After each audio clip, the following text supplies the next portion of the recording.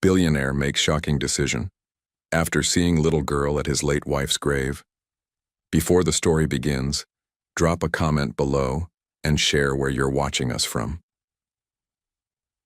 The morning fog hung like a specter over Oakwood Cemetery, wrapping the gravestones in a ghostly embrace.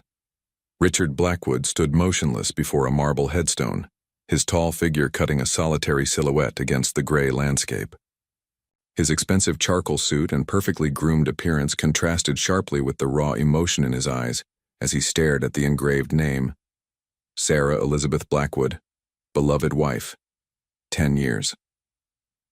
A decade since he'd held her hand as she took her final breath. A decade of building his empire higher and wider as if steel and glass could fill the void she left behind. "I made another billion this year, Sarah," he whispered, his voice rough from disuse. "Blackwood Technologies just launched the neural interface you always said would change everything. You were right. As usual." The autumn wind carried the scent of approaching rain, but Richard remained unmoved. At 45, he had achieved everything society deemed important: wealth, power, influence. Forbes had named him most innovative CEO 3 years running. His face had graced countless magazine covers. Yet standing here, none of it seemed to matter. His watch, a timepiece worth more than what most people earned in a year, showed 8:17 a.m. In exactly 13 minutes, his driver would bring the car around, and by 9 hours, he would be chairing a meeting that would determine the future of technology for the next decade. Every moment of his life ran with precision, a meticulously maintained schedule that left no room for deviation or, more importantly, reflection. A sound disturbed the silence, so faint he almost missed it, a child's voice carrying on the wind. "I brought you yellow ones today. Remember how you said they're like tiny suns you can hold in your hand?" Richard turned, irritated at having his solitude interrupted. Several rows away, a small figure knelt before a simple granite marker. A little girl, no more than 6 or 7, was carefully arranging wildflowers on a grave. Her red coat was too thin for the October chill, and her dark hair hung in a messy braid down her back. Mrs. Patterson at school said, "I have to improve my reading. But it's hard without you helping me," the child continued, apparently speaking to the grave. "I tried really hard, though. Grandma says you'd be proud." Something about the scene made Richard's chest tighten.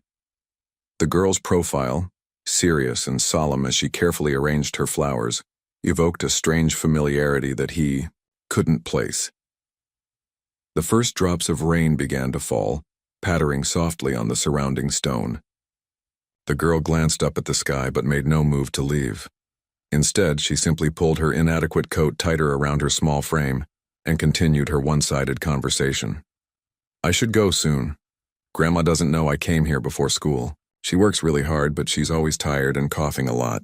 I try to help, but..." Richard checked his watch again. 8:22. His driver would be waiting. The meeting couldn't start without him, but Marcus Hayes, his potential Japanese investors, would be irritated by any delay. Billions rode on this meeting. Rain intensified, and Richard turned to leave, taking 2 steps toward the cemetery gates before stopping. The girl was still there, her small shoulders now hunched against the rain, her coat beginning to darken with moisture. She seemed determined to finish whatever ritual she had started, regardless of the weather. Something inside Richard, something long dormant, stirred uncomfortably. He had built his empire on calculated decisions, on never deviating from the optimal path. His board of directors often remarked that Richard Blackwood didn't make emotional decisions, yet his feet moved of their own accord, leading him away from the path to his waiting car and toward the kneeling child. By the time he reached her, rain was falling steadily, plastering her hair to her head. "You should get out of the rain," he said, his voice coming out more gruffly than intended. The girl looked up, startled. Her eyes were an unusual shade of amber, wide with surprise and a wariness that seemed too mature for her young face. For a moment she just stared at him, as if trying to determine his intentions. "I'm almost done," she finally said. turning back to the grave. I need to finish telling her about my week. Richard found himself at a loss for words. He stood awkwardly, rain soaking through his Italian wool suit, as the girl continued to speak softly to the headstone. Jessica Lynn Reynolds, beloved daughter and mother. The dates showed she had died just over a year ago. Listen, he tried again. I have an umbrella in my car. Let me at least drive you somewhere dry. Where's your grandmother? The girl considered him for a long moment, her amber eyes seeming to look straight through his carefully constructed facade. It was unsettling. Grandma's at home. She's not feeling well today. She hesitated, then added, She doesn't know I came here. You shouldn't be out alone, Richard said, surprised by the concern in his voice. It's not safe. A strange expression crossed the girl's face, something between amusement and sadness. Nothing bad ever happens at Mom's grave, she said with the absolute certainty of childhood. She watches over me. The rain was coming down harder now, and Richard made a decision. He shrugged off his expensive suit jacket and held it over the child's head. I'm Richard, he said, crouching down to her level. What's your name? Emma, she replied, still watching him with those unsettling amber eyes. Emma Reynolds. Well, Emma Reynolds, I think your mother would understand if you finished your visit another day. She wouldn't want you catching pneumonia. Emma seemed to consider this logic, then nodded slowly. She reached out to touch the headstone one last time, a gesture so tender it made Richard's throat tighten unexpectedly. Bye, Mom, she whispered. I'll come back when it's sunny. As she stood, Richard noticed how truly inadequate her coat was, thin, too small, and patched in several places. He kept his jacket held over her as they walked toward the cemetery gates, the girl maintaining a careful distance from him despite the shelter he offered. Where do you live, Emma? I'll have my driver take you home. Pinewood Gardens, she answered, after a moment's hesitation. Building C. Richard knew the area, a rundown housing complex on the outskirts of the city, about as far from his penthouse as one could get while still being in city limits. His driver, James, raised a questioning eyebrow when Richard appeared with a soaking wet child in tow, but was too professional to comment. Change of plans, Richard announced, opening the rear door of the black Bentley. We're taking Miss Reynolds home first. Emma hesitated before the open car door, her eyes widening at the leather interior. Your car is nicer than Principal Warner's, and he said his was the fanciest in the whole town. Despite himself, Richard felt the corner of his mouth twitch upward. It's just a car, he said, though both of them knew it was much more than that. As Emma settled into the back seat, her small hand clutching the edge of the leather cautiously, as if afraid to fully touch it, Richard's phone began buzzing incessantly. His assistant, multiple board members, the Japanese investors, everyone demanding to know where he was. Pinewood Gardens, Building C, he instructed James, ignoring the phone. He could feel a strange sensation blooming in his chest, something he hadn't experienced in a very long time. It felt suspiciously like purpose. Emma looked up at him from beneath wet lashes. Are you in trouble now because of me? Richard considered the question, aware that his entire meticulously scheduled life had just veered off course because of this chance encounter. The Richard Blackwood of yesterday would have considered it an inconvenience, a deviation to be corrected. But something about this small, solemn girl speaking to her mother's grave had triggered something long buried inside him. As the car pulled away from the cemetery, Richard Blackwood made the first spontaneous decision he'd made in a decade. No, Emma, he said, surprising himself with his certainty. I don't believe I am. Little did he know that this rainy morning encounter was far from random, and that the amber-eyed child sitting beside him would soon turn his carefully ordered world completely upside down. The sleek Bentley looked jarringly out of place as it pulled up to Pinewood Gardens. Emma directed them to a faded blue door on the ground floor of Building C. That's our apartment, she said, gathering Richard's still damp jacket that had somehow ended up wrapped around her shoulders. I should speak with your grandmother, Richard insisted, ignoring another call from his assistant. Emma led him to the door, knocked tentatively, and called out, "Grandma, it's me." The door opened to reveal an elderly woman, her silver hair pulled back in a neat bun.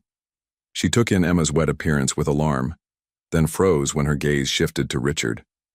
"Mr. Blackwood?" she gasped, clutching the doorframe for support. Richard stared at the woman, confusion creasing his brow until recognition dawned. "Charlotte Reynolds?" Emma looked between them. "You know each other?" Charlotte nodded slowly. "I was your wife's nurse, Mr. Blackwood, during her final months." The world seemed to tilt beneath Richard's feet. Of course, Charlotte had been Sarah's home hospice nurse when the cancer had progressed too far for hospital care, the kind-faced woman who had helped ease Sarah's pain, who had been there on that final day when Richard's world had collapsed. "Please come in," Charlotte said, ushering them inside. The apartment was small but impeccably clean. What the space lacked in luxury, it made up for in warmth. Handmade quilts, framed children's artwork, and well-worn furniture that invited you to sit. "Emma, go change into dry clothes," Charlotte instructed. When the girl disappeared down the hallway, Charlotte turned to Richard. "I never expected to see you again." "I didn't recognize you," he admitted. "It's been 10 years. "And you haven't changed a bit," she said, though they both knew that wasn't true. His hair might be the same, his posture equally rigid, but something fundamental had shifted in Richard Blackwood over the past decade. "I found Emma at the cemetery," he explained, "at her mother's grave." Charlotte's expression softened with sorrow. "My daughter, Jessica. We lost her last year in a car accident." As Charlotte made tea in the tiny kitchen, Richard noticed a familiar photograph on the wall. Sarah in her hospital bed, smiling weakly, with Charlotte beside her. His heart contracted painfully. "Sarah spoke of you often, you know," Charlotte said, handing him a chipped mug. "Even at the end." Before Richard could respond, Emma returned wearing dry clothes, carrying a drawing pad. "I made this for you," she said, shyly offering him a page. The drawing showed 3 figures: a tall man, in a suit, a small girl, and an older woman, all holding hands beside a grave covered in yellow flowers. "That's us," Emma explained unnecessarily. "At my mom's grave. And you didn't even get mad about your fancy jacket getting wet." Richard stared at the childish drawing, feeling something crack inside him, something that had been frozen solid for 10 years. "Thank you, Emma," he managed, his voice uncharacteristically rough. As he prepared to leave, Charlotte walked him to the door. "Emma has your wife's eyes," she said quietly. "I noticed it the first time I held her as a baby. The same remarkable amber." Richard stepped back into the waiting Bentley, instructing James to take him to the office. But as the car pulled away, he found himself looking back at the small blue door, feeling as though he'd left something important behind. Richard's mind was elsewhere during the rescheduled meeting with the Japanese investors. While his mouth formed words about market projections and neural interfaces, his thoughts kept returning to Emma's amber eyes and Charlotte's revelation. Those eyes. Sarah's eyes. Mr. Blackwood? Marcus Hayes, his VP of operations, was staring at him expectantly. "I apologize," Richard said, straightening in his chair. "Please continue." Later that evening, alone in his penthouse overlooking the city, Richard opened a drawer he hadn't touched in years. Inside lay a small velvet box containing Sarah's wedding ring and a photograph. Sarah at the beach, laughing into the camera, her amber eyes catching the sunlight. The same eyes that had looked up at him from beneath wet lashes in the cemetery. 3 days later, Richard found himself back at Pinewood Gardens, a leather portfolio under his arm. He'd had his team investigate Charlotte and Emma's situation. What he discovered troubled him deeply. Charlotte answered the door, surprise evident on her tired face. "Mr. Blackwood, this is unexpected." "Please call me Richard," he said, noticing the dark circles under her eyes. "May I come in?" Emma was at school, Charlotte explained as she served tea in the same chipped mugs. Richard came straight to the point. "I'd like to help you and Emma," he said, opening his portfolio. I've prepared some options. Financial assistance, a college, fund for Emma, perhaps a more suitable apartment. Charlotte's expression shifted, a gentle but unmistakable pride straightening her shoulders. That's very generous, but we don't need charity. It's not charity, Richard insisted. Consider it delayed compensation for the exceptional care you provided Sarah. Charlotte studied him, her gaze penetrating. Is that really why you're here, Mr. Blackwood? Or is it those eyes of hers that brought you back? Richard sat back momentarily speechless. Charlotte had seen right through his rationalization. Sarah always said you hid your heart away, Charlotte continued, even before she got sick. She worried what would happen to that heart after she was gone. The front door opened before Richard could respond, and Emma burst in, her school backpack bouncing against her small frame. Mr. Blackwood, she exclaimed, genuinely delighted. Did you come to see our home? I told Madison at school about your car, but she didn't believe me. Hello, Emma, Richard said, feeling that strange warmth again. How was school? We learned about butterflies. They start as something ugly and turn into something beautiful, she announced, dropping her backpack to rummage through it. Look, I drew one for you. Richard accepted the crayon drawing, oddly touched. It's excellent. The detail in the wings is impressive.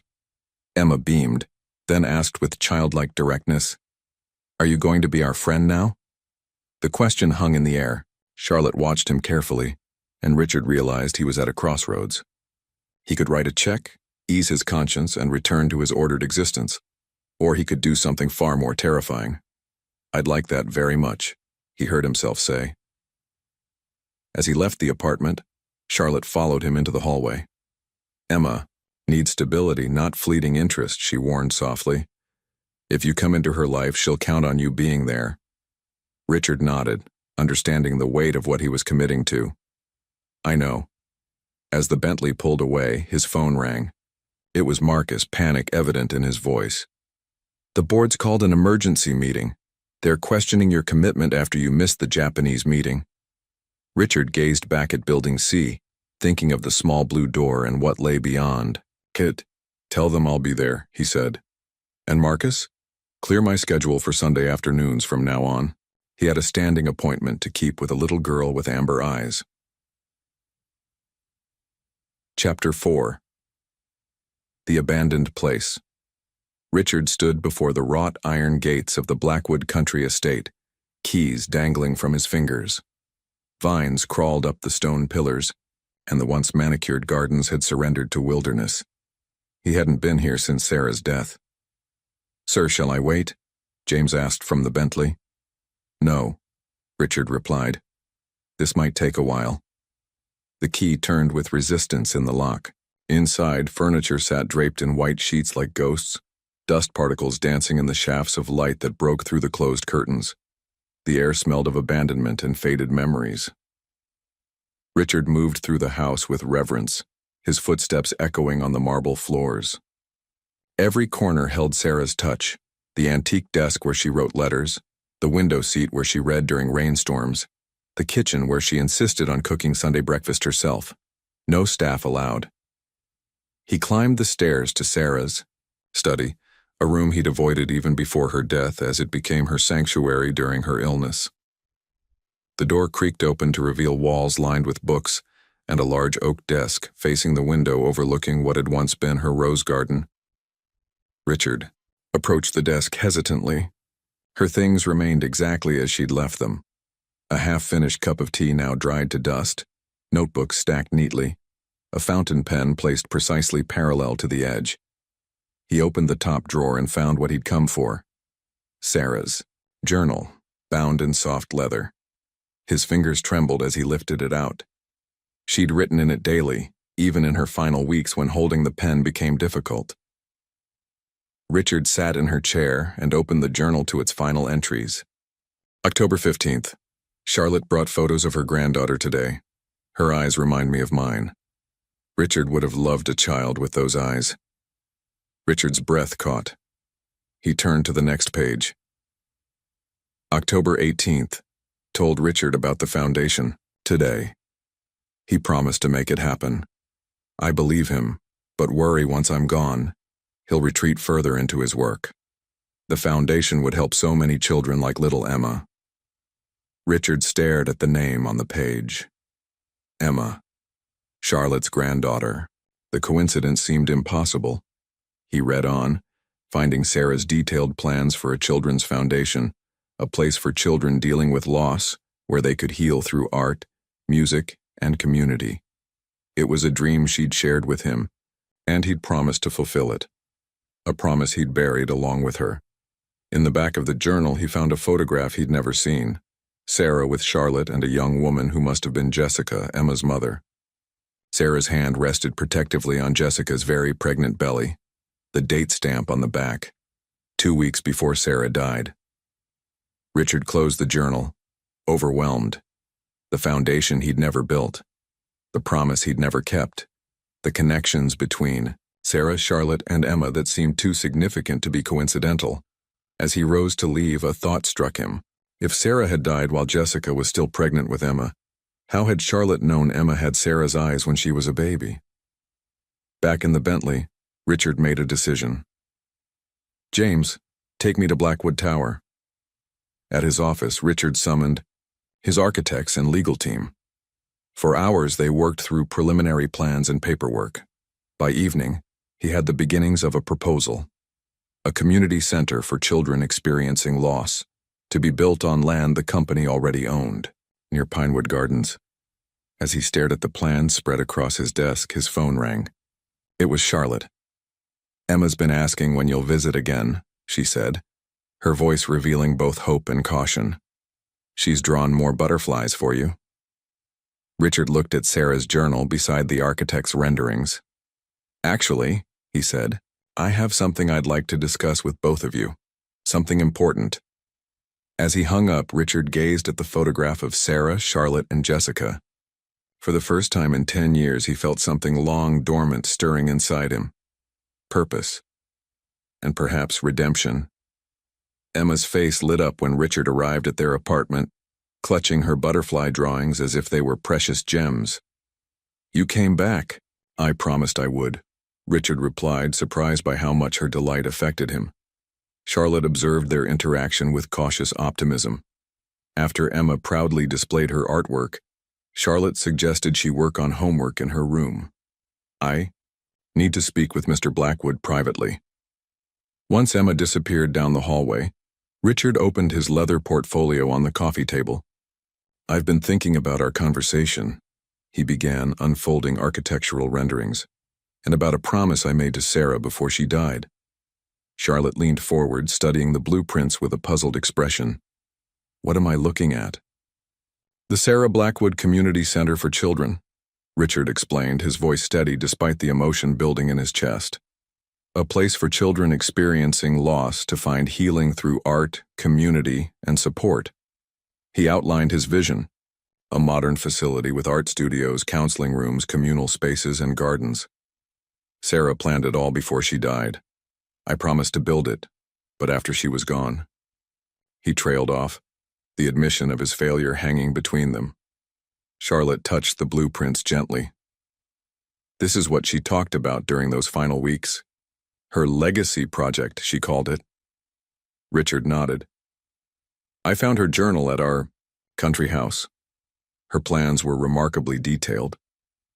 He hesitated before continuing. Charlotte, I'd like you to run it.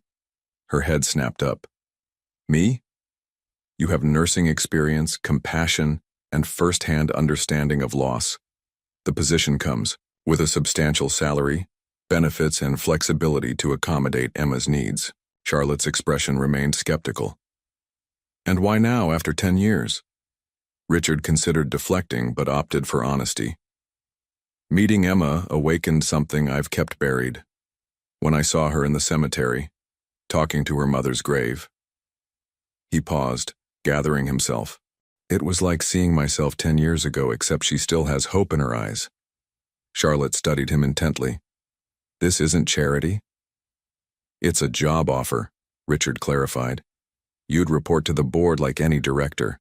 The center would be independently funded but associated with my company's philanthropic division.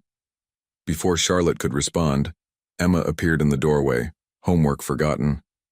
"Are those house pictures?" she asked, eyeing the blueprints with curiosity. Richard exchanged a glance with Charlotte, who nodded permission. "It's a special place I'm planning to build," he explained as Emma climbed onto the sofa between them. "A place for children who've lost someone they love." Emma traced the outlines with her small finger. "Like me?" "Yes," Richard said gently. "Exactly like you." "And I'd be working there," Charlotte added cautiously. "If I decide to accept Mr. Blackwood's offer." Emma's eyes widened. "Would I get to go there after school, instead of Mrs. Peterson's?" Charlotte smiled. "That would be the idea." Emma examined the blueprint seriously, then looked up at Richard. "Does it have a garden? Mom loved gardens." "It will now," Richard promised, making a mental note. Emma nodded approvingly, then delivered her verdict. "I think you should say yes, Grandma." Charlotte laughed softly. "It's not quite that simple, sweetheart." "Why not?" Emma asked with a child's straightforward logic. "Mr. Blackwood is nice, and you always say we should help other people who are sad." The simple wisdom left both adults momentarily speechless. Charlotte finally sighed. "I'll consider it, Richard. Truly. But I need time." "Of course," he agreed, gathering his materials. As he prepared to leave, Emma pressed her butterfly drawings into his hands. "These are for your office," she declared, "so you don't forget about us." Richard carefully tucked them into his portfolio. "I couldn't forget if I tried, Emma." Walking back to his car, Richard realized that for the first time in a decade, he felt truly alive, terrified, uncertain, but undeniably alive. The board, members of Blackwood Technologies stared in stunned silence at the images on the conference room screen. Richard Blackwood, the same man who once fired an executive for being 3 minutes late to a meeting, stood in jeans and a work shirt, his sleeves rolled up, painting a wall. "As you can see," Richard continued, unfazed by their shock, "renovation of the Sarah Blackwood Community Center is ahead of schedule. Will open in 6 weeks, barring any major setbacks." Marcus Hayes found his voice first. "Richard, while we admire the personal involvement, is this the best use of your time? The neural interface launch is 8 weeks away." "I'm fully briefed on the launch," Richard replied calmly. "The community center takes only my Sunday afternoons and occasional evenings." After the meeting adjourned, Marcus lingered behind. "Permission to speak freely?" Richard nodded, collecting his notes. "What's really going on? First you missed the Japanese investors, then you launched this community center out of nowhere, and now you're painting walls like a common laborer." Marcus's concern was genuine. "The board is worried." Richard considered his response carefully. "Do you remember what Sarah used to say about legacy, Marcus?" "That true legacy isn't what you build, but who you help along the way," Marcus quoted softly. "Exactly. For 10 years, I've focused exclusively on the what. It's time I balanced the equation." Later that afternoon, Richard arrived at the construction site of the community center. What had been an abandoned warehouse 3 weeks ago was rapidly transforming. Workers moved efficiently through the space, erecting walls, installing wiring, and preparing plumbing. Charlotte had accepted his offer, though not without establishing clear boundaries. She insisted on maintaining her independence, refusing Richard's offer to relocate to a better apartment until she earned enough to afford it herself. "Mr. Blackwood," Emma's voice rang out across the site. She wore a child-sized hard hat and a paint-splattered apron, waving enthusiastically from a corner where she and Charlotte were organizing art supplies. Richard made his way over, nodding, to workers who had initially been intimidated by him but now offered friendly greetings. "We're painting the mural wall today," Emma announced, pointing to a large blank wall. "Miss Abigail said I could help design it." Abigail Chen, the art therapist Richard had hired on Charlotte's recommendation, smiled warmly. "Emma has quite the eye for color." "Is that so?" Richard asked, genuinely interested. "Come see." Emma grabbed his hand without hesitation, a gesture that still surprised him, and pulled him toward a table covered with sketches. I think we should have a big tree and butterflies. Lots of butterflies. And maybe the sky should change colors, like a rainbow but softer. Richard examined her, drawings with appropriate seriousness. These are excellent ideas, very professional. Emma beamed at the praise. Want to help? I can teach you. Before he could respond, Charlotte approached, clipboard in hand. Emma, let Mr. Blackwood breathe. He probably has important meetings to get to. Actually, Richard said, checking his watch, my schedule is clear until tomorrow morning. Emma's face lit up. Then you can stay. I'll show you how to paint butterflies. For the next 3 hours, Richard Blackwood, CEO of a multi-billion-dollar corporation, sat cross-legged on the floor with Emma learning to paint butterflies. His technique was precise but lacked creativity, a fact Emma pointed out with brutal honesty. You're making them all the same, she observed, her nose wrinkling. Butterflies aren't supposed to match exactly. That's what makes them special. Richard studied his row of identical blue butterflies. You're right. What would you suggest? Close your eyes and feel the colors, Emma instructed seriously. That's what Mom used to say. Don't think about it so much. Charlotte, watching from across the room, couldn't suppress a smile at the sight of Richard Blackwood obediently closing his eyes, paintbrush in hand, being instructed by a 6-year-old. Later, as the sun began to set, casting long shadows through the windows, Charlotte brought Richard a cup of coffee. He sat back on his heels, surveying their progress. The mural was taking shape, a whimsical landscape with an enormous tree, countless butterflies of varying shapes and colors, and a sky that transitioned from dawn to dusk. She's good for you, Charlotte observed quietly, nodding toward Emma, who was carefully washing brushes with Abigail. I'm beginning to think Sarah orchestrated this somehow, Richard admitted, accepting the coffee. Finding Emma at the cemetery that day, it feels like more than coincidence. Charlotte's expression softened. Sarah always did play the long game. As Richard prepared to leave, Emma presented him with a small canvas. On it was a remarkably detailed butterfly, its wings a vibrant amber, the exact shade of her eyes. This one's special, she explained, for your office. So when people ask what it is, you can tell them about our center.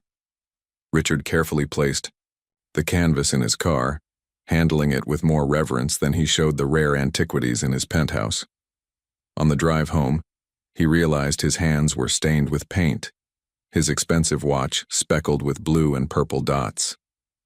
For the first time in memory, he didn't care about the imperfection. His phone chimed with a message from Charlotte. Emma says your butterflies need work, but she's willing to give you another lesson next Sunday. Richard found himself smiling as he typed his reply. I'll bring better snacks this time. The next morning, his executive assistant did a double take when Richard arrived with paint still embedded in his cuticles and a small canvas, butterfly prominently displayed on his desk. Richard stared at the numbers on his tablet, but they failed to hold his attention. Outside his floor-to-ceiling office windows, the city sprawled below, a landscape of steel and glass he'd helped shape. Yet his mind kept drifting to a partially painted mural and a little girl's laughter.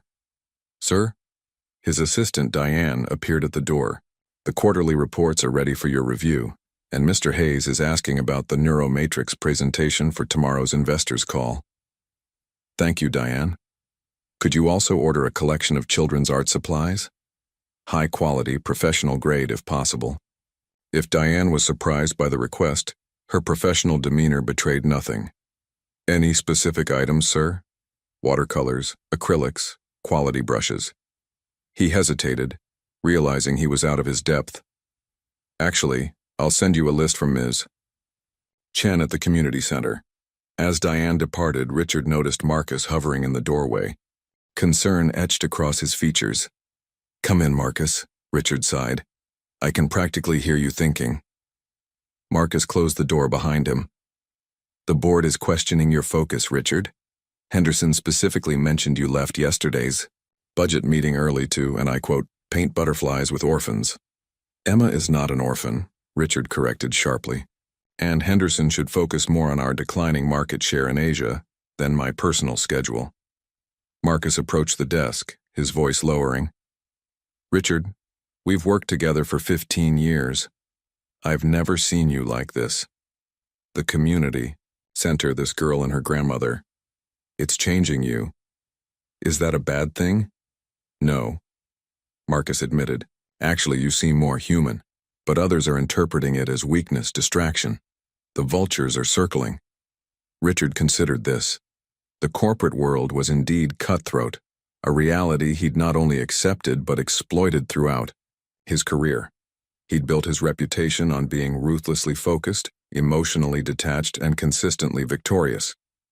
Let them circle, he finally said. The neural interface launch will quiet them down. Marcus didn't seem convinced. And if it doesn't? Richard's eyes drifted to Emma's butterfly canvas. Then perhaps it's time for Blackwood Technologies to evolve, just as its CEO is evolving. That evening, instead of working late as was his custom, Richard left the office at 6 and directed James to drive him to Pinewood Gardens. He'd called ahead and Charlotte had invited him for dinner, a simple gesture that nevertheless felt monumental. Emma answered the door, her face lighting up. You're here. I told Grandma you'd come exactly at 6 because you're always on time. The apartment smelled of home cooking, a scent so foreign yet achingly familiar that Richard paused in the doorway, momentarily transported to childhood memories of his mother's kitchen before she'd left. It's just chicken and vegetables, Charlotte said, misinterpreting his hesitation. Nothing fancy. It smells wonderful, Richard assured her, presenting a small gift bag to Emma. I brought something for our art lessons. Emma peeked inside and gasped theatrically. Real artist brushes like Miss Abigail uses. She threw her arms around Richard's waist in a spontaneous hug that left him momentarily frozen before he awkwardly patted her back. Dinner was a revelation. The three of them around the small table, Emma chattering about school, Charlotte sharing stories from her nursing days, and Richard finding himself talking about Sarah in a way he hadn't in years. Not with grief, but with fondness and even occasional laughter. She once replaced all my dress socks with identical ones in bright purple, he recalled, smiling at the memory. Said if I was going to be so predictable in my wardrobe, I should at least have colorful feet. After dinner, while Charlotte cleaned up despite Richard's offers to help, Emma showed him her school project, a family tree. See, here's me and Grandma and Mom up in heaven, she explained, pointing to the crayon figures. But I don't know what to put on this side. She indicated the paternal branch, conspicuously empty. What about your father? Richard asked carefully. Emma shrugged. Mom said he wasn't ready to be a dad. Grandma says sometimes grown-ups make choices that hurt other people, even when they don't mean to. The wisdom in Charlotte's explanation struck Richard deeply. How many choices had he made that hurt others, all in pursuit of his own agenda? Emma, Charlotte called from the kitchen. Time to get ready for bed.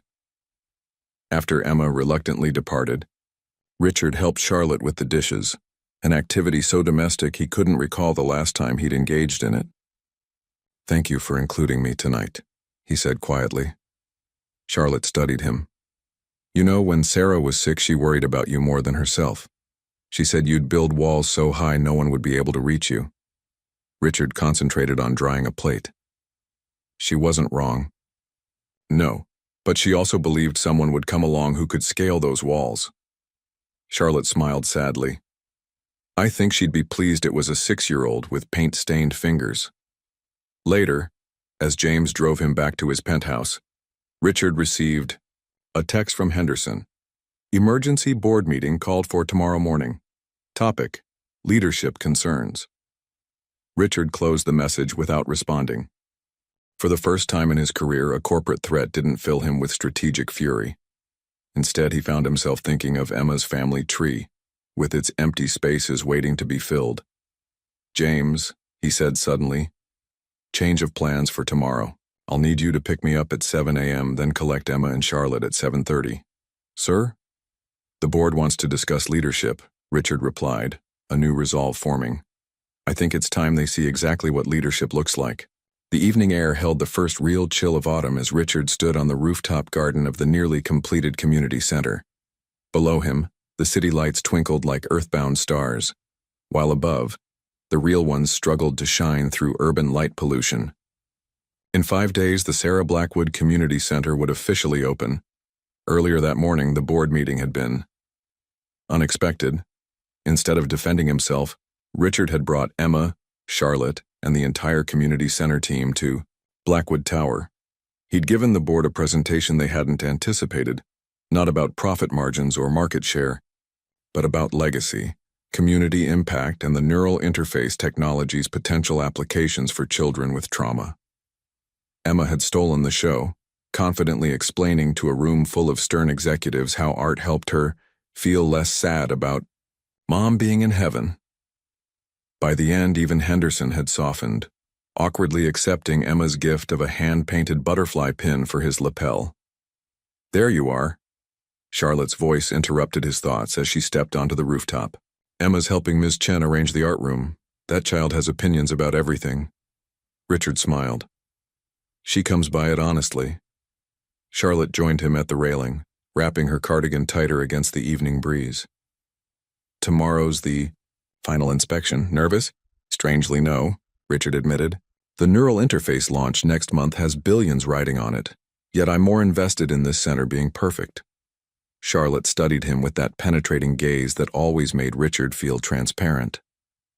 "It doesn't need to be perfect. It just needs to help children heal." Richard nodded, acknowledging the wisdom in her words. After a comfortable silence, he said, "I've been thinking about setting up a scholarship fund in Sarah's name for the children here, something to help with college when the time comes." "That's a wonderful idea," Charlotte agreed. Then, more hesitantly, "Richard, there's something I should tell you. I'm not sure I'm the right person to run this center." Richard turned to face her fully. "What do you mean? You're perfect for this role." Charlotte's hands fidgeted with her cardigan. "I'm 67 years old. My energy isn't what it used to be, and sometimes—" She paused. "Sometimes I get so tired I can barely climb the stairs to our apartment." Concern furrowed Richard's brow. "Have you seen a doctor?" "I can't afford the specialist copays," she admitted, "and I've been putting it off because of Emma. She's already lost so much." Before Richard could respond, the rooftop door burst open, and Emma bounded through, her face alight with excitement. "Grandma, Mr. Richard, come see what we did in the art room. We arranged all the supplies by color instead of type because it looks prettier that way, and Miss Chen said it's more creative." She pronounced the word carefully, clearly proud of this new addition to her vocabulary. "We'll be right there, sweetheart," Charlotte assured her with a smile that masked her previous concern. As Emma disappeared back through the door, Richard placed a gentle hand on Charlotte's shoulder. "First thing tomorrow, I'm having my personal physician see you. No arguments," he added when she began to protest. "Consider it a workplace benefit." Charlotte sighed but nodded. "Emma can't lose another person, Richard." "She won't," he promised, though they both knew it wasn't a promise anyone could truly keep. They found Emma in the art room, proudly showing Ms. Chen how to organize paintbrushes by size. The room was a riot of color, with student artwork already adorning the walls and supplies meticulously arranged on open shelving. "What do you think?" Emma demanded, spinning in a circle with her arms outstretched. "Isn't it the most beautiful room ever?" Richard took in the space, not with the critical eye of a CEO evaluating an investment, but through the perspective Emma had given him. The joy in the colors, the potential in each blank canvas, the healing that might happen within these walls. "It's perfect," he said honestly. Later, as they prepared to leave, Emma suddenly grabbed Richard's hand. "You'll be here for the opening, right? Promise you won't have an important meeting or something?" The earnestness in her question made Richard kneel to her level. "Emma, there is no meeting more important than being here with you and your grandmother on opening day." Emma studied his face with surprising intensity. "Pinky promise?" She extended her small finger. Richard, who had negotiated multi-billion-dollar deals with nothing more than a handshake, solemnly linked his pinky with hers. Pinky promise. As they drove home, Emma fell asleep in the back seat of the Bentley, her head resting against Charlotte's arm. In the dim light, Charlotte looked more fragile than Richard had ever noticed. "I meant what I said," he told her quietly. "About the doctor?" Charlotte nodded, gently stroking Emma's hair. "I've been so focused on being strong for her that I've neglected taking care of myself. Sarah would scold me for that." "Sarah would understand completely," Richard countered. "But she'd also insist you accept help when offered." When they arrived at Pinewood Gardens, Richard carried the sleeping Emma inside and gently laid her on her bed, while Charlotte removed her shoes. The domestic intimacy of the moment wasn't lost on him. This simple act of caring for a child together created a bond he'd never expected to form. Back in the living room, Charlotte suddenly grasped his arm, her expression serious. "Promise me something, Richard. Anything. If something happens to me, Emma would need someone." The unspoken question hung in the air between them. Richard felt the weight of what she was asking. Not just a legal guardianship, but a commitment to love and raise this child who had somehow worked her way into his carefully guarded heart. "She would have me," he said simply. "For as long as she needed." Charlotte's eyes filled with tears as she nodded. "Sarah was right about you all along." As Richard left the apartment, he realized with startling clarity that the community center wasn't just about fulfilling a promise to Sarah or even helping children heal from loss. It was about his own healing, a process that had begun the moment he saw a small girl placing flowers on her mother's grave. The morning of the Sarah Blackwood Community Center's grand opening dawned crisp and clear, with autumn sunlight filtering through the changing leaves. Richard arrived an hour early, finding the staff already busy with final preparations.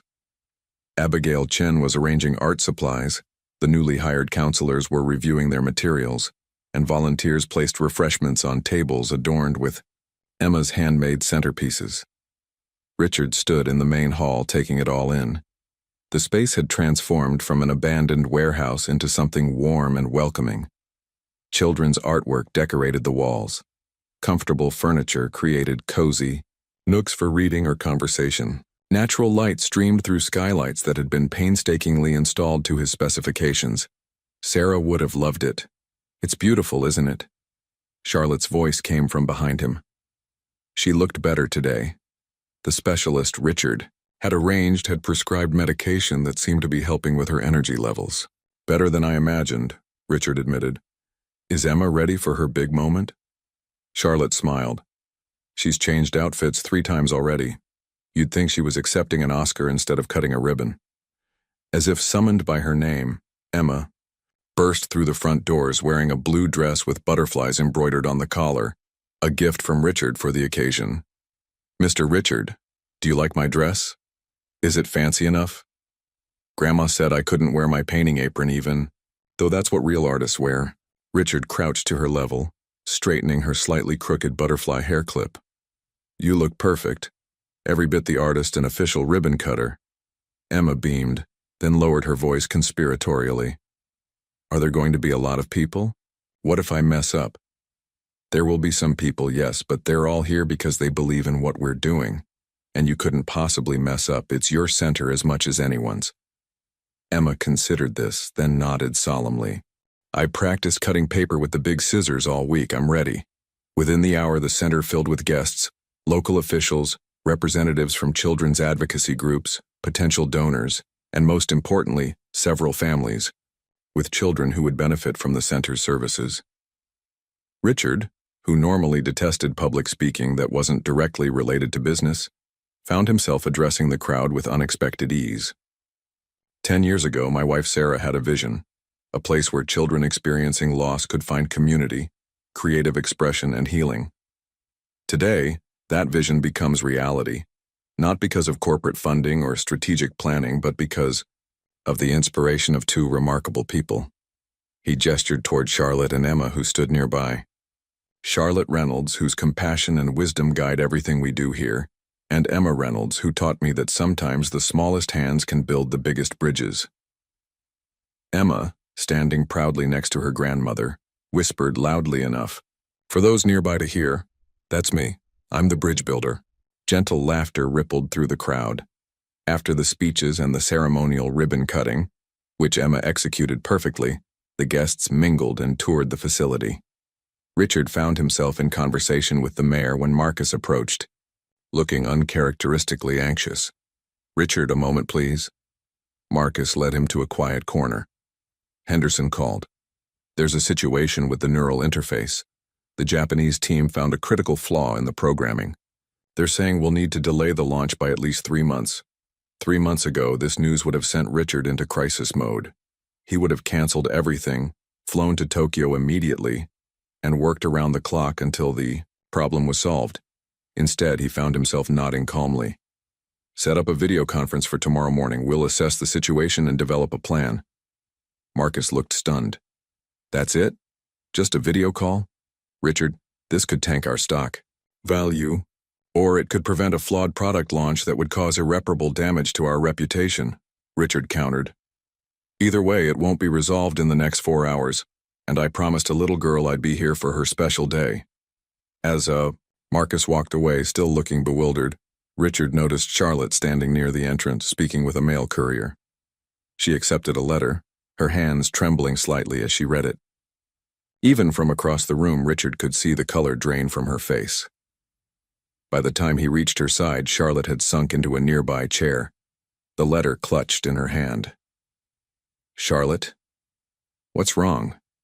She looked up, her eyes filled with a complex mixture of emotions: shock, hope, fear. "It's from Thomas," she whispered, her voice barely audible above the celebration around them. "My son." Richard recalled their conversations about Charlotte's family. Thomas was Emma's uncle, who had disappeared years ago, struggling with addiction and leaving his sister Jessica to raise Emma alone. "What does he say?" Richard asked gently. "He's been in recovery for 2 years. He says he heard about Jessica's death and—" Her voice broke. "He wants to see Emma, to make amends." Emma appeared at their side, punch cup in hand, immediately sensing something was wrong. "Grandma, are you sad?" Charlotte quickly folded the letter and managed a smile. "No, sweetheart, just surprised. We've received a letter from someone I haven't heard from in a long time." "Who?" Emma asked with a child's direct curiosity. Charlotte exchanged a glance with Richard, silently asking for support. He nodded slightly. "Your Uncle Thomas," Charlotte said carefully. "Your mother's brother, he wants to meet you." Emma's brow furrowed in concentration. "I have an uncle? Like in stories?" "Yes, sweetheart, though I haven't seen him in many years." Emma considered this new information with remarkable composure. "Does he like butterflies too?" Charlotte laughed softly, tears in her eyes. "I don't know, darling, but we might get to find out." As the celebration continued around them, Richard sat with Charlotte and Emma, the letter between them representing yet another unexpected turn in their increasingly intertwined lives. The neural interface crisis seemed distant and unimportant compared to the emotions playing across Charlotte's face. "Whatever you decide about Thomas," Richard said quietly, "you're not alone in this." Charlotte reached out and took his hand, a gesture of trust that meant more to him than any business success ever had. "I know," she replied softly. The community center had emptied of guests, leaving only a few staff members finishing the cleanup. Richard found Charlotte sitting alone in the reading nook, Thomas's letter still in her hands, now creased from repeated folding and unfolding. "Emma's helping Abigail organize the art supplies," Richard said, settling into the chair opposite her. "Apparently visitors completely destroyed her color-coding system." Charlotte's attempt at a smile didn't reach her eyes. That child and her systems. Sometimes I wonder which one of us is really in charge. A comfortable silence fell between them. Through the large windows, the sunset painted the sky in hues of orange and pink, casting a warm glow over the room. Richard waited patiently, giving Charlotte space to gather her thoughts. "I haven't been entirely honest with you about Thomas," she finally said, her voice barely above a whisper. "Or about Jessica's death." Richard leaned forward slightly, his full attention on Charlotte. "I'm listening." Thomas didn't just have addiction issues, Charlotte began, smoothing the letter on her lap. He got involved with dangerous people. Drug dealers, criminals. When Jessica found out she was pregnant with Emma, she confronted him, tried to help him get clean. Charlotte paused, taking a steadying breath. Thomas didn't respond well. There was a fight. Jessica left and came to live with me. We thought that was the end of it. But Thomas's associates began making threats. They thought Jessica knew things about their operations, their shipments.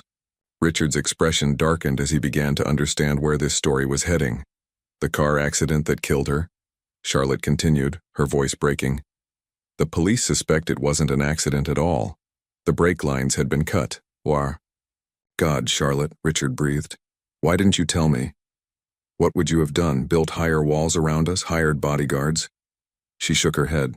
We'd been safe for over a year. Jessica was just a loose end to them, and once she was gone.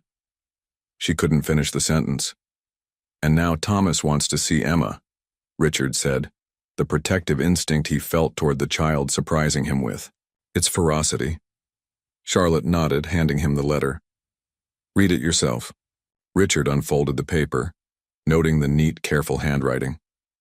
Dear Mom, I don't know if you'll even open this letter, and I wouldn't blame you if you threw it away. I've been sober for 2 years, 3 months, and 14 days. My sponsor says I need to make amends to those I've hurt, but I know some damage can never be repaired. I heard about Jessica. Words can't express my guilt and grief. Her death is on my hands, even if I didn't physically cut those brake lines. The people I was involved with are gone now, most in prison, some dead. The police detective who investigated Jess's case helped me get into rehab when I finally hit bottom. I know I have no right to ask, but I'd like to meet my niece. Not to be part of her life, I haven't earned that.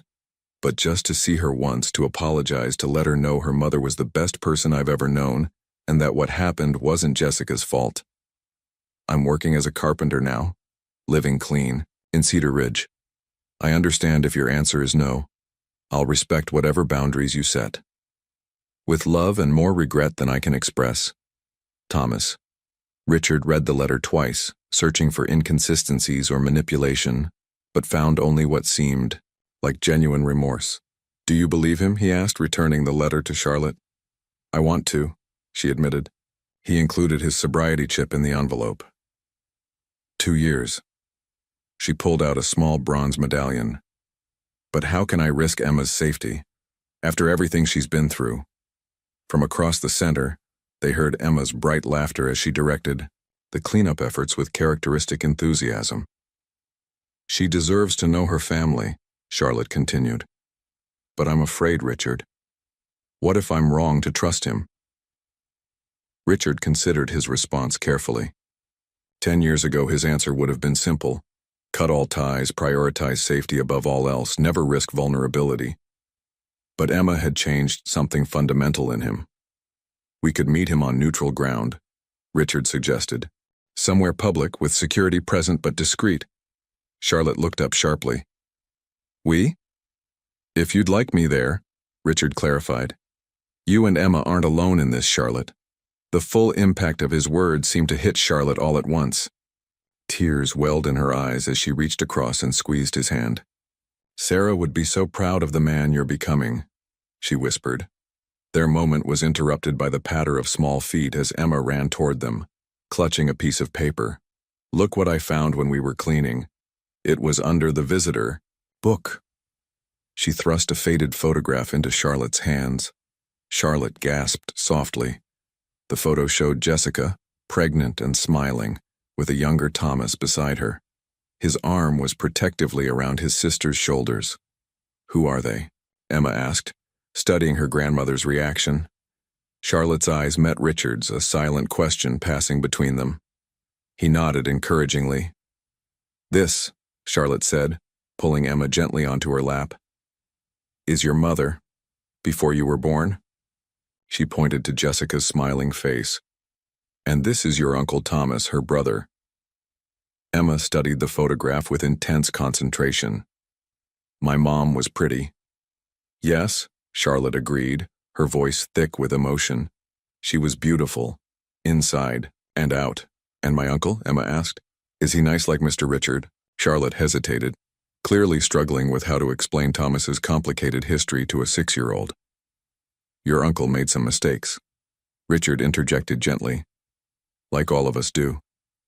But he's trying to be better now. Emma seemed to consider. This. Is that why he wrote you a letter, because he's sorry? Charlotte nodded, amazed at Emma's perception. Yes, sweetheart, he wants to meet you. Emma's eyes widened. Me? Really? Then her expression grew serious. Will you and Mr. Richard be there too? We wouldn't let you meet him alone, Richard assured her. We'd all be together. Emma looked back at the photograph, tracing her mother's face with one small finger. I want to meet him, she decided. I can show him my butterflies and tell him about Mom. Charlotte pulled Emma closer, burying her face in her granddaughter's hair for a moment to compose herself. We'll see, sweetheart. We'll see. As night fell completely outside the windows, the four of them remained there. Charlotte, Emma, Richard, and the ghost of Jessica in the photograph, connected by loss, hope, and the tentative formation of something that felt remarkably like family. Later, after driving Charlotte and Emma home, Richard sat in his car outside their apartment building, watching the lights in their windows. His phone buzzed with messages about the neural interface crisis, board members demanding his immediate attention.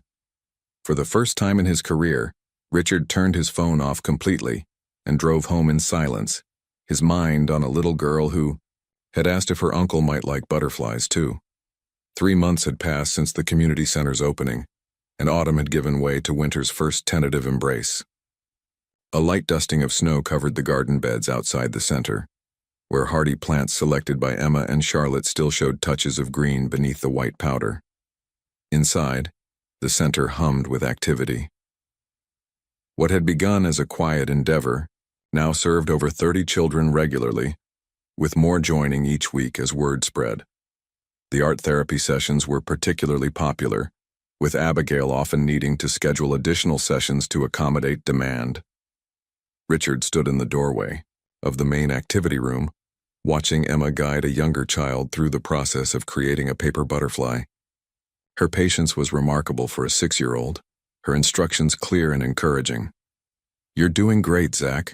Now fold it right down the middle, like a taco, remember? The boy, no more than 4 and still struggling with the loss of his father, followed her instructions with intense concentration. When the butterfly took shape, his face lit up with pride. I did it, Emma. Look, it's blue like my dad's favorite color. It's perfect, Emma assured him. Now we can hang it on the memory wall. The memory wall had been Emma's idea, a place where children could display art representing loved ones they'd lost. What had started as a few tentative offerings had grown into a vibrant, colorful tapestry of remembrance and healing. Charlotte approached Richard, clipboard in hand. The board approved the expansion funding, she said, smiling. We can start converting the East Wing after the holidays. Richard nodded, distracted by the scene before him. She's remarkable with them. Emma. Charlotte followed his gaze. Yes. She has a gift for connecting with the other children. They trust her because she understands their loss in a way adults simply can't. The meeting with Thomas had happened 2 weeks after the center opened, a careful, emotional reunion at a local restaurant. Richard had arranged for discreet security, but it proved unnecessary. Thomas was exactly what his letter had suggested, a man carrying immense guilt, seeking not forgiveness, but simply a chance to honor his sister's memory by meeting her daughter. Emma, with the resilience of childhood, had accepted her uncle with surprising ease. He has Mom's smile, she'd observed quietly to Richard afterward. Since then, Thomas had visited twice more, each time bringing a small, thoughtful gift, a handcrafted wooden butterfly box, a children's book about healing. The neural interface crisis had indeed impacted Blackwood Technologies' stock, but Richard's measured, careful approach to the problem had ultimately earned him respect from the board. The product launch was now rescheduled for spring, with improvements that would make it even more groundbreaking. Richard? Charlotte's voice pulled him from his thoughts. The Holiday Program Planning Committee is meeting in 10 minutes. Are you joining us? Wouldn't miss it, he assured her, checking his watch. A simple timepiece that had replaced his ostentatious luxury model. These days, Richard measured time differently, not in profit margins or quarterly reports, but in Emma's milestones, in moments of connection, in small victories at the center. The holiday program was to be the center's first major event since opening. The children would perform songs, display artwork, and share stories of their healing journeys. Parents, donors, and community members would be invited to witness the impact of the center firsthand. In the meeting room, Richard took his seat beside Charlotte at the round table, a deliberate choice to avoid the hierarchy of his corporate boardroom. Emma sat on his other side, officially serving as junior committee member and taking her responsibilities very seriously. "I think we should start with the butterfly song," she announced as the meeting began, "because butterflies are about changing, and that's what we're all doing here." Abigail smiled. "That's a wonderful suggestion, Emma, and perhaps we could display the memory wall creations as an art installation for guests to experience." As the committee discussed logistics, Richard found himself fully engaged. He contributed ideas about lighting, space utilization, and technical considerations with the same focus he once reserved exclusively for billion-dollar deals. After the meeting, as everyone dispersed to their respective tasks, Emma tugged on Richard's sleeve. "Mr. Richard, can you come see something? I made it in art time." She led him to the art room and proudly presented a framed collage. It featured photographs of the center's opening, pressed flowers from the garden, and at its center, a family portrait drawn in Emma's distinctive style. The figures were unmistakable: Charlotte with her silver bun, Emma with her butterfly hair clip, and Richard in what appeared to be his painting clothes, jeans and a button-down with rolled sleeves. "It's for your office," Emma explained. "So, you remember us when you're doing your important business stuff?" Richard crouched to examine the artwork more closely, touched beyond words. "Emma, this is beautiful, but I don't need a reminder to think of you and your grandmother. You're always in my thoughts." Emma beamed, then grew serious. "Grandma says you're like family now, are you?" "Like family?" The question caught Richard off guard, its simplicity belying its profound implications. He considered his response carefully. "I'd like to be," he said finally. "If that's what you and your grandmother want." Emma's response was immediate and definitive. "We do. Grandma smiles more when you're around. And you need us too because you were lonely before." The perceptiveness of her observation struck Richard deeply. He had been lonely, profoundly so. Though, he'd buried that awareness beneath work and achievement. "You're right," he admitted. "I was lonely. Not anymore, though." Emma nodded, satisfied with his answer. "Good, because we're having spaghetti for dinner tonight and Grandma says you're coming over. I'm helping make the sauce." As they walked hand in hand toward the center's entrance where Charlotte waited, Richard realized that somewhere along the way, his carefully structured visits had evolved into something organic and natural. Sunday dinners, weeknight homework help, Saturday mornings in the center's garden. A routine built not around obligation but connection. Outside, the snow had begun falling again, soft flakes drifting lazily in the winter light. Emma skipped ahead to Charlotte, chattering excitedly about the holiday program plans. Richard watched them, struck by the certainty that this, not the empire he'd built, not the accolades he'd accumulated, was what Sarah had always wanted for him: a family, a purpose, a heart unguarded enough to love again. Richard sat in his office at Blackwood Tower, reviewing the final modifications to the neural interface. The launch was only weeks away, and the improvements had made the technology even more revolutionary than originally designed. His intercom buzzed. "Mr. Blackwood, Emma Reynolds is on line 1. She says it's important." Richard smiled, setting aside the technical documents immediately. Emma calling his office was a rare occurrence, permitted only for super important things, according to the system they'd established. "Emma, everything okay?" "Mr. Richard." Her voice bubbled with excitement. "Guess what? I'm going to be Student of the Month." Ms. Wilson is announcing it tomorrow, but she told me today because she knows I'm good at keeping secrets. That's wonderful news, Emma. Congratulations. And there's a special ceremony on Friday afternoon. They give you a certificate and everything. Grandma already asked for time off from the center. She paused. I was wondering if you could come too. The hesitation in her voice made Richard's chest tighten. He quickly checked his calendar. A board meeting was scheduled for Friday afternoon, the last major overview before the neural interface launch. I wouldn't miss it, he said, without hesitation. What time? 2:00 in the school auditorium. Her voice lowered conspiratorially. You have to dress nice, but you always do anyway. After ending the call, Richard summoned Marcus to his office. I need the board meeting moved to Thursday. Marcus frowned. The Japanese investors specifically requested Friday. They're flying in just for this. Then we'll start at 9 instead of 2. I have a student of the month ceremony to attend. On Friday, Richard sat between Charlotte and Thomas in the elementary school auditorium, surrounded by proud parents and family members. When Emma's name was called, she walked confidently to the stage, her butterfly clip catching the light. Emma has shown exceptional growth this year, her teacher announced. Her artwork and her kindness to other students make her truly special. As Emma accepted her certificate, she searched the audience until she spotted Richard. The smile that lit her face was worth 1,000 board meetings. Afterward, as Emma showed off her classroom, a teacher's aide approached Richard. You must be Emma's father. She talks about you constantly. Before Richard could correct her, Emma appeared at his side. This is Mr. Richard, she announced proudly. He's my. Emma faltered, looking to Richard with uncertainty. They had never defined their relationship in concrete terms. Richard crouched to Emma's level. I'm family, he said simply, looking into those amber eyes so reminiscent of Sarah's. Emma's face brightened. Yes, he's my family. Later, as they celebrated with ice cream, Richard noticed Charlotte watching him with a thoughtful expression.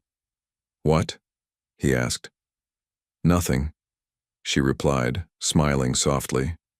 Just thinking Sarah would be pleased to see you sitting in an elementary school auditorium instead of a boardroom on a Friday afternoon.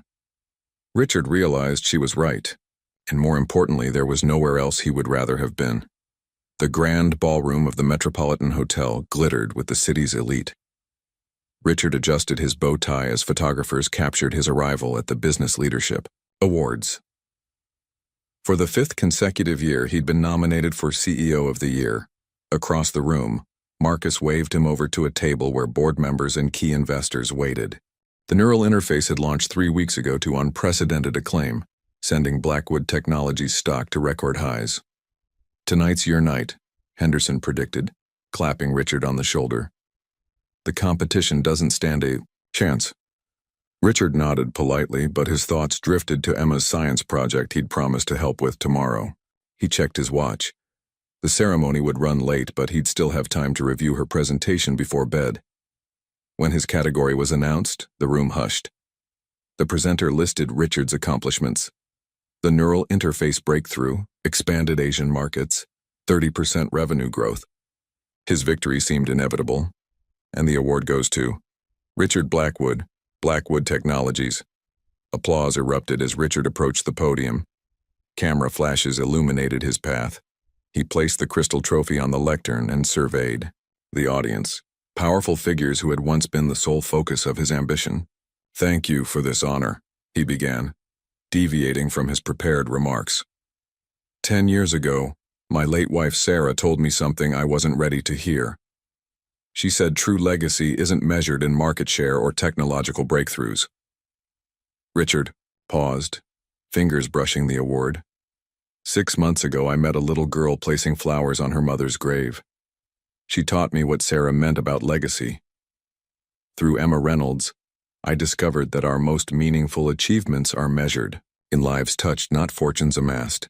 The audience shifted uncomfortably at this departure from typical acceptance speech territory. The Sarah Blackwood Community Center has helped over 50 children process grief through art and community. It's small compared to our corporate ventures, but infinitely more valuable. Richard's voice grew stronger. I stand before you tonight not just as a CEO, but as someone learning that success has many definitions. From his pocket, Richard withdrew a small paper butterfly Emma had given him for luck. This means more to me than any award. It represents transformation. What happens when we open ourselves to unexpected connections? Backstage after the ceremony, Henderson approached with a concerned expression. Remarkable speech, Richard, though the board might question whether your focus has shifted. Richard smiled, tucking the butterfly back into his pocket. My focus hasn't shifted, Henderson. It's expanded, and the company is stronger for it. Later, as his driver navigated toward home, Richard received a text from Charlotte with a photo of Emma asleep, science project materials spread around her. The caption read, "Couldn't stay awake. Says to tell you she's proud of your shiny award, but needs you for volcanoes tomorrow. Non-negotiable." Richard smiled, setting the crystal trophy aside on the seat. The recognition that truly mattered waited for him in a small apartment with butterfly decorations and a science project that couldn't wait. Once upon a time, there was a very sad man who forgot how to see with his heart. Emma's voice carried.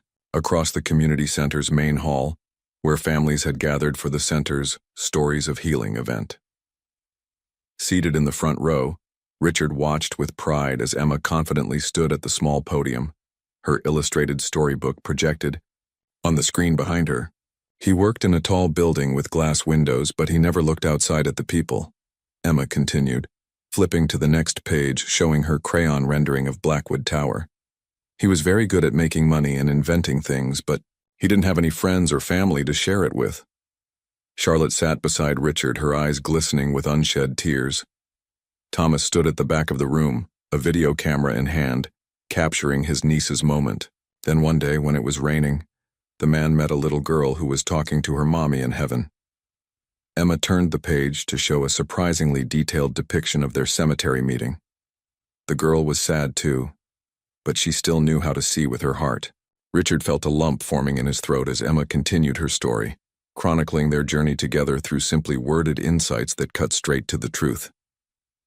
The audience listened in rapt attention as this 6-year-old distilled complex emotional transformations into a narrative even the youngest children could understand. The man learned that helping others made the sad feelings smaller, Emma explained, showing a vibrant illustration of the community center. And the girl learned that even when people go to heaven, new people can come into your heart if you leave the door open. Abigail Chen, sitting nearby, discreetly passed Richard a tissue. He hadn't even realized he needed one. They made a new family, Emma said, reaching the final page where 3 figures stood hand in hand under a rainbow of butterflies. Not the kind you're born with, but the kind you find when you're brave enough to see with your heart again. Emma closed her book with a solemn nod. The end. The applause was immediate and heartfelt. Parents wiped away tears, children clapped, enthusiastically, and Richard found himself momentarily unable to move, overwhelmed by the simple wisdom in Emma's storytelling. As Emma returned to her seat between Richard and Charlotte, she whispered, "Did I do good?" Richard found his voice at last. "You did amazing, Emma. That was the most beautiful story I've ever heard." "It's our story," she replied matter-of-factly. "I wanted everyone to know it has a happy ending." Later, as families mingled over refreshments, a reporter covering the event for the local newspaper approached Richard. "Mr. Blackwood, I'd like to ask about your involvement with the center. It seems quite a departure from your usual corporate focus." Richard watched Emma across the room, helping younger children create butterfly decorations. "Not a departure," he corrected gently. "An evolution. Sometimes it takes a child to remind us what truly matters." The reporter nodded toward Emma. "And the little girl from the story? She's quite remarkable."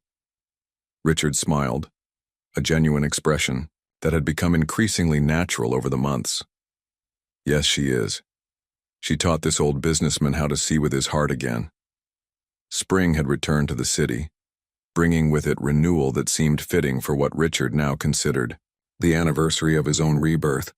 Almost exactly 1 year had passed since he'd encountered Emma in the cemetery, since his carefully ordered world had been beautifully disrupted. The community center garden bloomed with flowers planted by the children, Emma's butterfly garden, taking center stage with its riot of colors designed to attract the delicate creatures. On this particular Sunday morning, Richard knelt in the soil beside Emma, helping her transplant seedlings she had started in the center's small greenhouse. Careful with the roots, Emma instructed seriously. They're like veins. If you break them, the plant can't get its food. Richard followed her expert guidance, amazed at how much knowledge she had absorbed from the gardening program. You're becoming quite the botanist, he observed. Emma considered this new word. Is that like a plant doctor? Something like that. He smiled. Charlotte watched from a nearby bench, her health much improved after months of proper medical care. Beside her sat Thomas, who had become a steady presence in their lives, joining them for Sunday dinners, helping with renovations. At the center, slowly rebuilding his relationship with his mother and establishing one with his niece. Richard, Charlotte called, checking her watch. It's nearly time. He nodded, helping Emma clean her hands with the gardening wipes they kept nearby.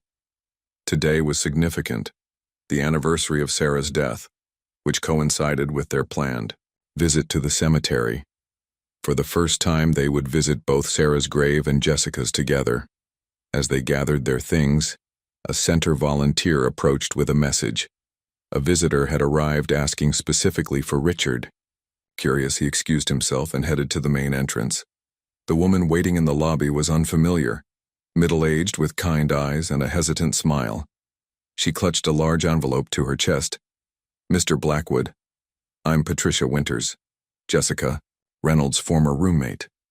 Richard's interest was immediately piqued. Please call me Richard, how can I help you? I've been overseas for the past 2 years, she explained. I only recently learned about Jessica's passing. When I was cleaning out some old storage, I found something I think Emma should have. She opened the envelope and removed a small journal with a butterfly embossed on its cover. Jessica kept this during her pregnancy. She wrote letters to Emma, things she hoped to tell her someday. There are also some photographs I thought the family might want. Richard accepted the journal with careful hands. This is incredibly precious. Thank you for bringing it. Patricia hesitated. There's something else you should know. Jessica mentioned Sarah Blackwood in her journal. Apparently, they formed a connection during Sarah's final days at the hospital. Richard's breath caught. What kind of connection? Jessica was volunteering in the oncology ward when your wife was a patient. According to the journal, they spoke often. Sarah told her about your work, her dreams for the foundation. Patricia smiled softly. Jessica wrote that Sarah made her promise to keep an eye on you after she was gone. The pieces suddenly aligned in Richard's mind, the coincidences that had never truly been coincidences. Jessica had known who he was that day in the cemetery. Perhaps she had even visited Sarah's grave herself, bringing Emma along. Thank you, Richard said, his voice thick with emotion. This means more than you can know. When he rejoined the others, now waiting by the car, he carefully presented the journal to Charlotte. A visitor brought this. It's Jessica's, written for Emma. Charlotte's hand trembled as she opened the journal to the first page where Jessica had written, For my daughter Emma, so you'll always know how much you were loved even before you arrived. We should give this to Emma when she's older. Charlotte whispered, tears gathering in her eyes. When she can truly understand it. Richard nodded, then shared what Patricia had told him about the connection between Sarah and Jessica. Thomas listened with wonder, while Charlotte smiled as if confirming something she had long suspected. Sarah always was playing the long game, she said softly. At the cemetery, they visited Jessica's grave first. Emma placed fresh flowers, yellow ones, like tiny suns you can hold in your hand. While Thomas stood quietly beside her, his grief and regret still evident, but now tempered with healing. Then they walked together to Sarah's grave. It was Richard's first visit since that fateful rainy morning a year ago. Emma held his hand tightly as they approached. This is where we first met, Emma said, looking up at him with those remarkable amber eyes. I remember you looked sad and scared, but you still stopped to help me." Richard knelt beside the headstone, tracing Sarah's name with gentle fingers. "I think she sent you to me," he said quietly, "to remind me how to live again." Emma considered, this with solemn gravity. "Maybe my mom and your wife are friends in heaven. Maybe they work together to make us a family." From the mouth of a child, the sentiment felt not only possible but probable. Richard looked at the small group surrounding him. Charlotte with her wisdom and strength, Thomas working toward redemption, and Emma, the unexpected catalyst who had changed everything. "I think you're right," he agreed. As they stood together, in the gentle spring sunshine, Richard felt a sense of completion. The void that had consumed him for 10 years was filled not with achievement or accolades, but with the love of this unlikely family that had formed around him. Later, as they planted memorial flowers at both graves, Emma worked with focused determination, patting the soil firmly around each stem. "Mr. Richard," she said suddenly, looking up at him, "I've been thinking." "About what?" he asked, recognizing the expression that usually preceded one of her profound observations. "Since we're a family now, maybe you could just be Richard instead of Mr. Richard, or—" She hesitated, suddenly shy. "Maybe something else if you want." Richard felt his heart expand in his chest, understanding the significance of what she was asking. He looked to Charlotte, who nodded almost imperceptibly, her eyes shining with approval. "I would be honored," he said, his voice steady despite the emotion threatening to overwhelm him. "Whatever you decide to call me, I'll always be here for you, Emma. Always." She nodded, satisfied, and returned to her planting. But as they gathered their gardening tools to leave, Emma slipped her small hand into his and said just loudly enough for him to hear, "Thank you, Dad." And in that moment, standing between the graves of two women who had shaped his fate in ways he was only beginning to understand, Richard Blackwood finally came home. The end.